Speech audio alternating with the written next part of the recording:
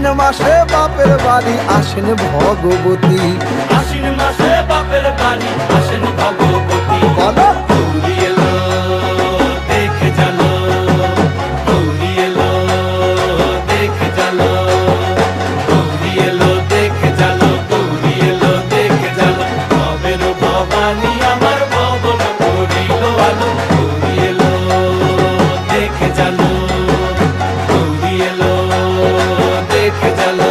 ও দেখি সিংহের উপর উইঠা চুরি, অসুরের টিকি ধরি গলায় দিছে সাপ জড়াইয়া বুকে মারছে খুঁচা। কিন্তু